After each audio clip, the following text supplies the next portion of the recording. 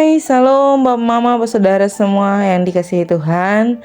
Selamat bertemu kembali. Saya berharap ketemu semua dalam keadaan sehat walafiat, dengan penuh sukacita dan rasa syukur kepada Tuhan. Pada hari ini, ketong semua diajak untuk membaca serta merenungkan firman Tuhan yang terambil dari kitab Kisah Para Rasul pasal 11 ayat 1 hingga ayatnya yang ke-18. Sebelum kita membaca serta merenungkan firman Tuhan, mari kita semua satu hati di dalam doa. Kita berdoa. Bapa di dalam surga, Bapa yang kami sembah lewat anak-Mu Yesus Kristus, terima kasih atas penyertaan dan kasih setia Tuhan dalam kehidupan kami. Kami boleh menikmati hari ini dengan penuh rasa syukur kepada Tuhan. Pada saat ini Tuhan, kami diberikan kesempatan oleh Tuhan untuk membaca serta merenungkan akan firman Tuhan. Tuhan bantu kami, berikan kami hikmat, kebijaksanaan agar kami dapat boleh mengerti apa yang menjadi keinginan Tuhan melalui firman Tuhan saat ini. Mampukan kami Tuhan agar kami dapat melakukannya dalam kehidupan kami hari lepas hari. Ngampuni salah dan dosa kami di dalam anak-Mu Yesus Kristus. Kami telah datang dan berdoa. Amin.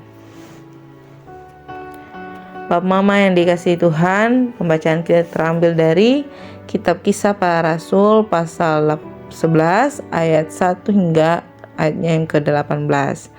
Kitab Kisah Para Rasul pasal 11 ayat 1 hingga ayatnya 18. Namun sebelum itu, mari ketong baca satu persatu ayat.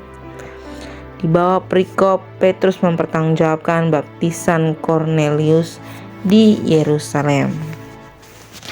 Rasul-rasul dan saudara-saudara di Yudea mendengar bahwa bangsa-bangsa lain juga menerima firman Allah. Ketika Petrus tiba di Yerusalem, orang-orang dari golongan yang bersunat berselisih pendapat dengan dia. Kata mereka, "Engkau telah masuk ke rumah orang-orang yang tidak bersunat dan makan bersama-sama dengan mereka." Tetapi Petrus menjelaskan segala sesuatu berturut-turut, katanya, "Aku sedang berdoa di kota Yope. Tiba-tiba rohku diliputi kuasa ilahi dan aku melihat sesuatu penglihatan. Suatu benda berbentuk kain lebar yang bergantung pada keempat sudutnya diturunkan dari langit sampai di depanku. Aku menatapnya dan di dalamnya aku lihat segala jenis binatang berkaki empat dan binatang liar dan binatang menjalar dan burung-burung. Lalu aku mendengar suara berkata kepadaku, 'Bangunlah hai Petrus, sembelihlah dan makanlah.' Tetapi aku berkata, 'Tidak Tuhan, tidak, sebab belum pernah sesuatu yang haram dan yang tidak tahir masuk ke dalam mulutku.' Akan tetapi untuk kedua kalinya suara dari surga berkata kepadaku, 'Apa yang dinyatakan halal oleh Allah, tidak boleh engkau nyatakan haram.' Hal itu terjadi sampai 3 kali, lalu semuanya ditarik kembali ke langit. Dan seketika itu juga 3 orang berdiri depan rumah di mana kami menumpang. Mereka diutus kepadaku dari Kaisarea. Lalu kata Roh kepadaku, 'Pergi bersama mereka dengan tidak bimbang.' Dan 6 saudara ini menyertai aku. Kami masuk ke dalam rumah orang itu, dan ia menceritakan kepada kami bagaimana ia melihat seorang malaikat berdiri dalam rumahnya dan berkata kepadanya, 'Suruhlah orang ke Yope untuk menjemput Simon yang disebut Petrus. Ia akan menyampaikan suatu berita kepada kamu yang akan mendatangkan keselamatan bagimu dan bagi seluruh isi rumahmu.'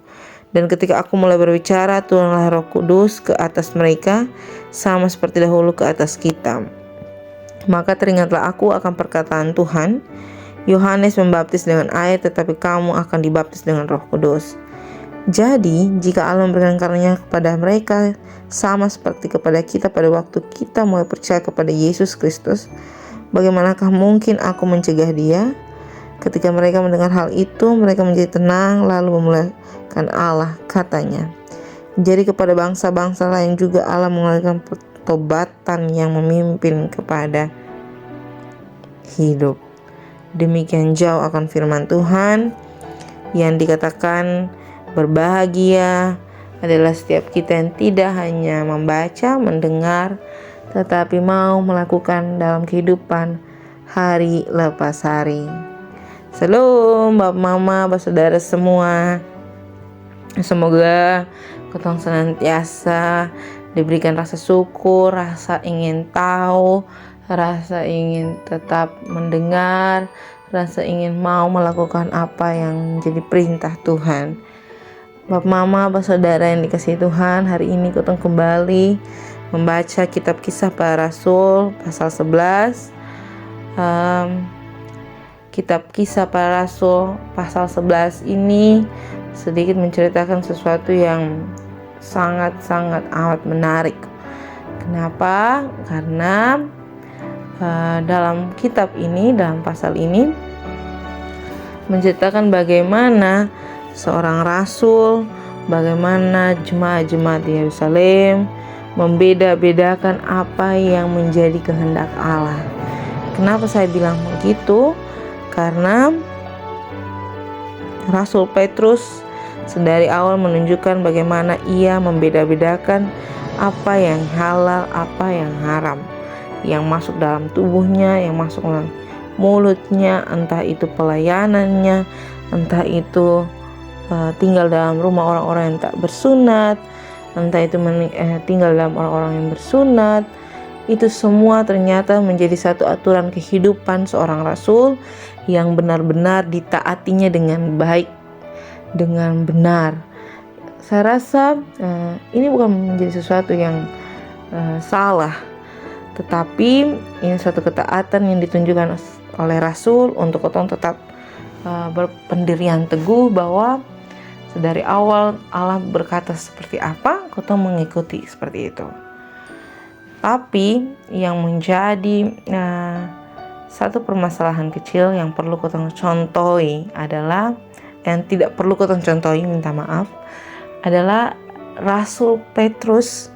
Dia sudah melihat bagaimana Allah memberikan kemuliaannya untuk dinyatakan melalui dia, untuk menunjukkan mana yang halal, mana yang haram. Tetapi Rasul Petrus masih juga tidak mau mempercayai Allah. Itu dia tidak mau merusaki dirinya, dia tidak mau melanggar apa yang telah menjadi komitmen awalnya, bahwa tidak boleh memakan hal-hal yang dianggap dirinya adalah haram atau dianggap oleh orang-orang Yahudi adalah sesuatu yang haram. Apalagi mereka adalah penganut-penganut agama yang dianggap sangat taat. Bapak Mama, Bapak Saudara semua yang dikasihi Tuhan, manusia ternyata, kita semua ini ternyata sedari awal itu sudah mempunyai prinsip-prinsip yang membuat ketong berkomitmen di dalamnya untuk melakukan taat akan hal itu. Tetapi yang perlu ketong ingat, dalam hal tersebut ketong kadang tidak memperhatikan apa yang menjadi perintah Allah dalam ketong hidup. Ketong menganggap bahwa prinsip yang ketong terapkan itu adalah prinsip yang paling benar. Ketong sering sekali menjadi hakim-hakim bagi orang lain tentang penerimaannya ketong terhadap orang lain, tentang bagaimana seseorang harus diperlakukan, tentang bagaimana siapa-siapa yang layak untuk menghadap Tuhan, doa seperti apa, berbicara seperti apa tentang firman Tuhan. Ketong semua mempunyai standar.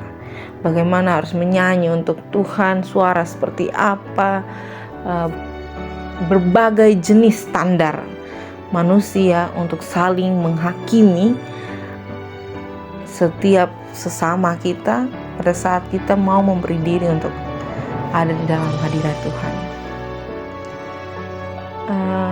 Melalui firman pada saat ini, saya ingin menegaskan bagi kita semua, bukan hanya untuk Bapak Mama Saudara semua, terlebih untuk saya punya diri yang juga kadang tanpa sadar, entah tanpa sadar atau memang sudah tahu, Tapi sering sekali kita menghakimi orang-orang yang harus ada dalam gereja.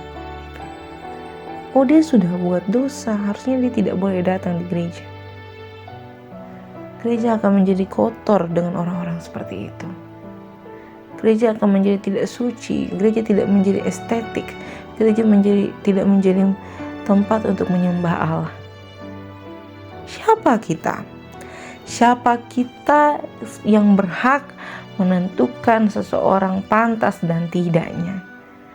Siapakah kita yang dapat menentukan hal-hal yang halal di hadapan Allah atau tidak? Tentu ketong semua belajar tentang firman Tuhan. Tentu ketong semua membaca hal-hal yang mendukung pengetahuan terkait pembacaan firman Tuhan.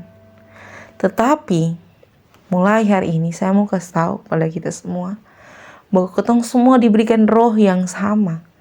Tidak satu pun mengalami kekurangan dari roh itu. Semua diberikan hikmat, akal budi, kesehatan, sama. Tidak ada yang lebih, tidak ada yang kurang. Dengan hal tersebut, dengan penegasan tersebut, Allah mau memberitahukan kepada kita bahwa seharusnya kita tidak boleh menerapkan standar terhadap orang lain untuk saling menghakimi. Jadi tidak boleh ada penghakiman di antara setiap kita. Kebingungan yang dibuat oleh para rasul, para murid pada masa itu tidak boleh lagi kita lakukan. Karena apa? Karena kita sudah mulai berkembang. Kehidupan kita sudah dipenuhi dengan banyak buku, banyak ilmu pengetahuan yang dapat menunjang ketong semua untuk mengerti apa yang menjadi tujuan dari firman Tuhan.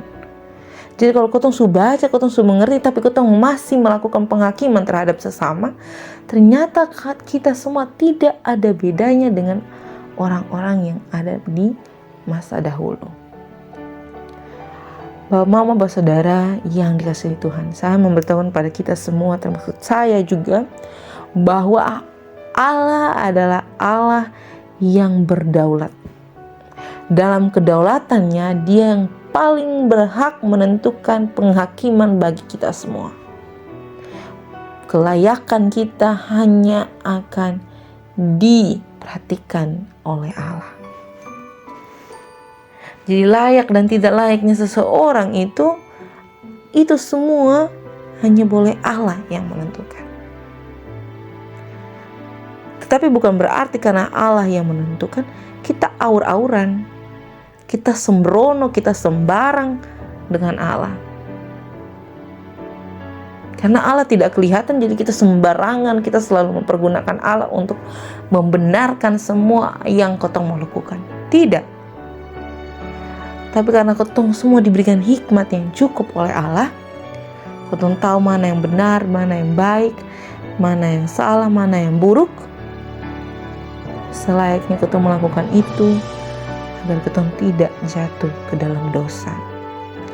Jadilah bijaksana tanpa harus menghakimi. Jadilah terang tanpa harus menghakimi. Jadilah pembawa berkat dimanapun ketong semua berada. Amin untuk firman Tuhan. Untuk menutup pembacaan dan perenungan pada saat ini, saya mengundang kita semua satu hati di dalam doa. Kita berdoa. Bapa di dalam surga, Bapa yang kami sembah lewat anak-Mu Yesus Kristus. Terima kasih Tuhan untuk kasih dan penyertaan Tuhan. Kami telah mendengar, membaca, merenungkan akan firman-Mu. Tuhan tolong mampukan kami agar kami tidak melakukan penghakiman terhadap sesama kami. Kami tidak melanggar sesuatu yang sebenarnya menjadi hak Allah, tapi kami pergunakan itu menjadi hak milik kami Tuhan. Kami mohon Tuhan mampukan kami. Bapa di dalam surga, pada saat ini juga kami berdoa untuk semua kami dalam pergumulan pribadi, lepas pribadi kami, pekerjaan kami, kesehatan kami, berkat kami, orang tua kami, suami dan istri kami, anak-anak kami, pendidikan, pekerjaan, pelayanan kami. Kami mohon di dalam tangan dan pengasihan Tuhan. Tuhan memberkati kami satu persatu, Tuhan memampukan dan melindungi kami. Biarlah di langkah-langkah kehidupan kami terus dan senantiasa menaikkan puji dan syukur hormat bagi nama Tuhan. Selepas ini kami semua akan kembali dalam tugas tanggung jawab kami Tuhan. Tuhan memberkati dan melindungi kami, agar kami dapat melaksanakan semua tugas tanggung jawab kami dengan penuh rasa syukur kepada Tuhan. Biarlah melalui pekerjaan kami boleh mendatangkan, Tuhan boleh mendatangkan berkat bagi kehidupan kami. Mengampuni salah dan dosa kami Tuhan. Di dalam anak Yesus Kristus kami telah datang dan berdoa. Amin. Shalom Bapak Mama semua. Selamat bertemu kembali. Tuhan Yesus memberkati.